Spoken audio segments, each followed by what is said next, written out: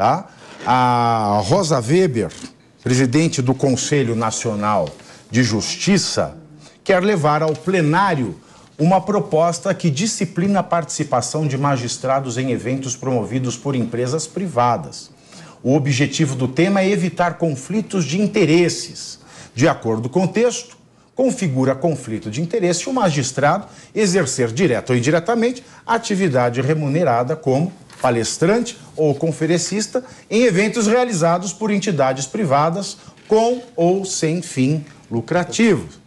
Mesmo sem remuneração, a proposta prevê incompatibilidade para eventos produzidos ou patrocinados por pessoas físicas ou jurídicas que tenham demanda judicial sobre a jurisdição do magistrado. Se aprovada, a regra valeria para toda a magistratura, exceto para os ministros do Supremo Tribunal Federal, que não são submetidos ao controle do CNJ. Agora, não, é brincadeira uma coisa dessa, né? Porque o ministro do STJ, do STF, é um magistrado, é um juiz, é um servidor público. Só para fazer aqui, eu vou passar para vocês entenderem. Existem 4 tipos de pessoas que lidam com o dinheiro público, que ganham do dinheiro público, que se locupletam ou recebem ou se remuneram com o dinheiro público. São os agentes políticos, tá? Agente político, que é... O que é o agente político? É o governador, é o presidente, é aquele que é eleito e é transitório. Então é muito importante isso. O agente político, ele é aquele eleito ou escolhido e transitório. Transitório. Sob estes não recai o processo administrativo disciplinar. Aí temos os agentes públicos, que são diferentes do agente político. O agente público é uma empresa, por exemplo, que presta serviço para qualquer ente da federação. Por exemplo, uma concessionária, né? Quem tem... Peguei lá a concessionária de um aeroporto. É um agente público, né? Na maioria das vezes é uma empresa, mas sobre ele também não recai o processo administrativo disciplinar. E depois nós temos o servidor público, que ele pode ser escolhido ou concursado, tá? Escolhido, concursado. Comissionado, concursado. Sobre ele recai o processo administrativo disciplinar. Sobre ele recai a Lei 8.112 de 1990. Sobre este, então, recai o artigo 117 da Lei 8.112 de 1990, que é proibido receber presente. Proibido receber presente. Sobre ele recai aquele regulamento da Presidência da República que diz sobre o servidor, o presente pode ser até de R$100. Sobre este, só este recai, porque este aqui não é marcado pela transitoriedade. Ele não tem um prazo, um mandato, né? Ele está ali, é comissionado, é efetivo. E, por fim, o empregado público, que são aqueles seletistas que trabalham para órgãos do governo e a relação deles é regida pela Lei 9.962 de 2000. Viu? Esses 4. O que é um ministro do STF? É um juiz. O que é um juiz antes do ministro do STF? É um servidor público. Sobre ele recai a Lei 8.112 de 90. Porque ele não é transitório, ele é vitalício. Se o ministro do STF, ele também é vitalício, ele não é transitório, ele é um servidor público. Então, faz cabeça. 2010, faz 33 anos que essa lei vale. A gente tem essa lei há 33 anos. Há 33 anos, nenhum juiz pode fazer... diz o artigo, se eu não me engano, eu não lembro qual é o inciso, acho que é o inciso 8º do artigo 117 da Lei 8.112, que diz o seguinte: obter vantagem de qualquer natureza. Né? E agora vai vir uma resolução para falar que o juiz tem que cumprir a lei e o ministro do STF não é juiz? Ou seja, é aquilo que o Barroso falou mesmo, nós somos uma corte política. Ele quer ser o agente político sem o ônus de ser agente político, ou seja, a transitoriedade. Desculpem me alongar, mas eu fiquei muito revoltado com essa notícia. Olha, Pavinato, eu acho válida uma resolução do CNJ que reitere, especifique e detalhe esse tipo de conduta. Porque realmente é incompatível, infelizmente a gente tem visto, principalmente por parte das associações de classe, que muitas vezes são patrocinadas por empresas que são rés em processos propostos pelo Ministério Público e em julgamento perante as determinadas cortes. Às vezes, inclusive, a própria empresa convida o magistrado que tem ou o membro do Ministério Público tem competência para julgá-lo ou processá-lo. E ele acaba aceitando, e muitas vezes remuneradamente. E isso realmente precisa ter uma disciplina que fixe parâmetros objetivos muito claros. E uma vez fixados esses parâmetros objetivos, servem para que a própria sociedade verifique quando há um desvio de comportamento ou não. Então eu acho válido, acho que a Rosa Weber está de parabéns. Eu espero mesmo que haja implantação disso, mesmo que haja disposição em leis. É importante que, através da resolução, ela seja detalhada e voltada especificamente para o campo dos magistrados. Já é. Mas resolução 3... Mas através do CNJ...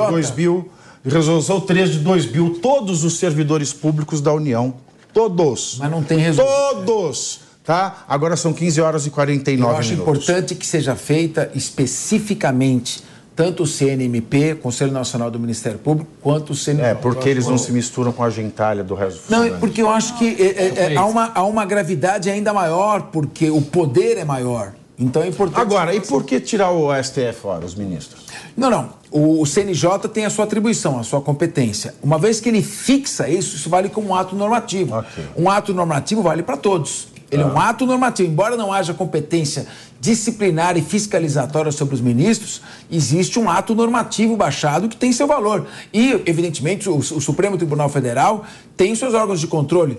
Tem uma corregedoria própria, mas tem um órgão externo também, que é o Senado Federal. Eu acho que, só para complementar um pouco, Capês, eu acho que eu vou falar nós aí como mero cidadão aqui, imagino que você também deva sentir o que eu estou sentindo. É muita resolução, é muito blá blá blá e ninguém pune ninguém é punido por nada. A lei já existe e ninguém aplica. Eu queria só fazer um comentário aqui, Pavinato, rápido, sobre a reforma tributária, a tal da alíquota, porque a gente falou aqui a exaustão, se aprovou a reforma tributária na Câmara, agora está no Senado, o ministro Haddad já está lá querendo dar uma polida no texto que foi para o Senado, e a gente falou muito disso aqui, se aprovou sem nenhum acordo de alíquota. A alíquota vai vir num projeto de lei complementar, e já está começando a proposta, a conversa em 25, acima do que seria o teto, agora já é a base acima, 25,45 para começar a discussão, podendo chegar a 27. E o Haddad está no Senado. Relatório, meu amor. Barilove, porque o Haddad já está lá querendo mudar alguns detalhes para poder tentar encaixar ali nos 27, 26,5, 27, o que é triste, ou seja, só no nosso. É só no nosso, não vai ter. E aqui não vai escapar. E aqui é só no nosso. Fundo eleitoral, uma baita de uma vergonha, e você já falou... Sabe, bêbado embalada fala assim, não, vem cá, é só um beijinho. É só um beijinho. Ô, Ricardo, isso aí. Eu queria que se você puder, depois do seu raciocínio, que você lesse isso aqui para saber. Nossa, agora se a ele reforma fiscal é só no para ele ler aqui. Governo só cumpre meta fiscal em 2024 se arrecadar mais 162,4 bi. Se essa reforma tributária não aumentar a arrecadação, desculpa, claro que vai. Agora, isso é um alerta que sirva de alerta para as próximas reuniões do Bacen. Bacen, você que deu aquele voto de confiança. É o Copom. Copom. O Copom, olha aí, vai vir a nova reunião. Cuidado aí, hein? Cuidado aí. Presta atenção que isso aqui vai para lá. Enfim, gente, aqui, fundo eleitoral. Fundão eleitoral aí é uma dança de todo mundo, como você disse, We Are the World total. Todos os partidos vão querer mais fundo eleitoral. Aí compete a nós, eleitores, prestarmos bastante atenção nisso aí. E o do Supremo vai ter mais dinheiro, né? Mais dinheiro para um monte de coisa. Porque só 247 milhões vão sobrar.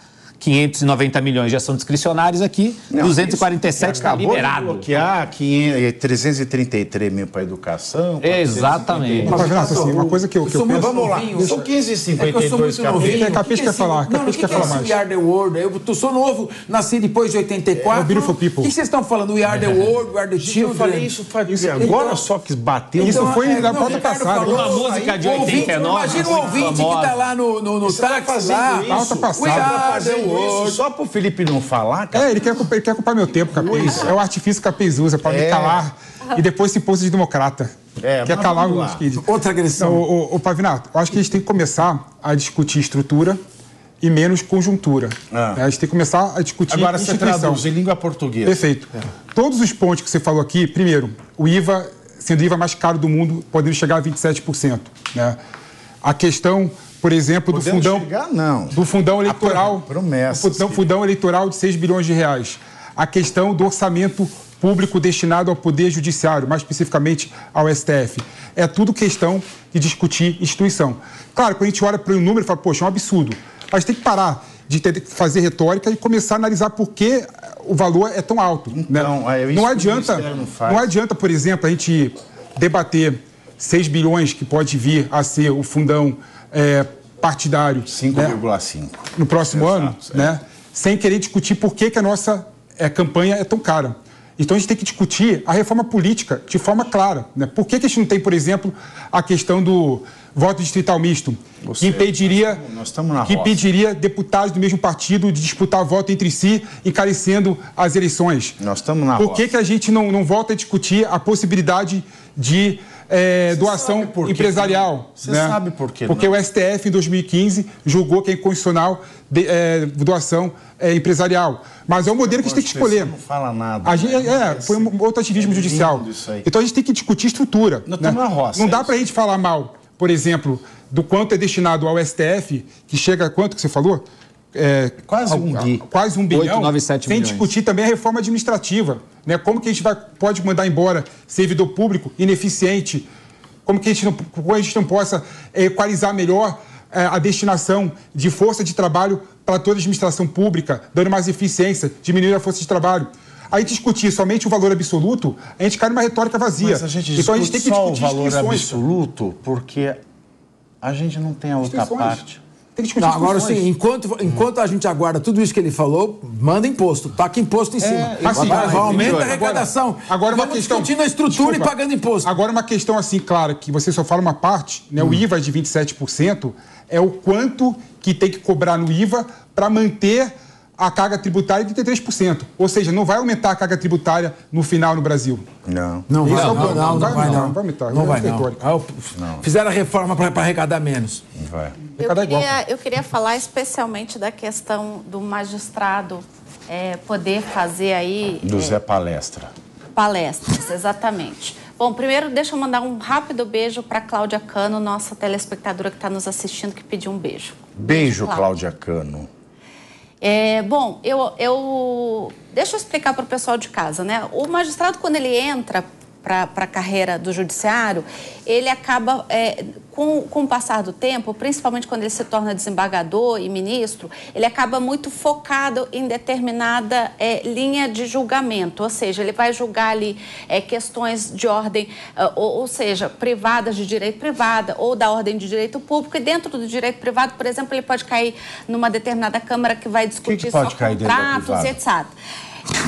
E isso acaba, inclusive, por fala deles mesmos, emburrecendo um pouco o magistrado, porque ele acaba sendo tomado por muita demanda de processo e ele só fica limitado... porque a vida de advogado é uma maravilha, é um mar de rosa a vida de advogado, né? Eu vou só... Então, essas palestras, essas questões de palestras, de eventos, é importante tanto para o advogado, quanto para o promotor público, quanto para o juiz, para justamente oxigenar, para ouvir outras ideias, para ouvir sobre novas teses, enfim, para continuar... O livro foi pro vinagre, hein, Capês? Foi pro vinagre. Continuar questionando o direito, porque a teoria do direito... Não, o livro, porque tem que ver em palestra a oxigenação. Você não pode ler um livro. Não, também. Mas as palestras, há debate, como a gente faz aqui na mesa. E eles são importantes. Então, eu sou totalmente a favor e acho que talvez a gente pudesse pensar na questão da remuneração, deles poderem participar sem remuneração, aí concordo. Mas acho importante, assim como é importante para o advogado, nós temos aí vários eventos da Ordem dos Advogados que a gente participa. Elaine, deixa eu te falar, você faz uma palestra sem remuneração. Eu faço. Muito bem.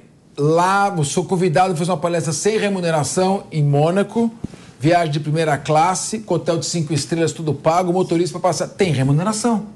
Não tem remuneração. Mas não faz sentido ou você ir lá transmitir o meu conhecimento e pagar para fazer isso. Não, mas veja bem, você tem que... Dependendo de quem patrocina, é melhor não ir. Aí faz uma excursão para quem vai assistir a palestra, que mora aqui, assistir a palestra lá. Exato. Eu acho importante essa comunicação com a sociedade. A gente pode. A gente não pode fechar juízes e ministros dentro de uma sala para que eles só julguem. Eles têm direito a conversar com a sociedade e até ouvir, porque é um espaço, inclusive, para eles ouvirem o outro lado. Mas o poder público promove muito. Por exemplo, a senhorinha do MST o Ministério tá lá em Público, Mônaco, o advogado, a mulher lá com a casinha toda, tá lá em Mônaco. Lá. Pois é.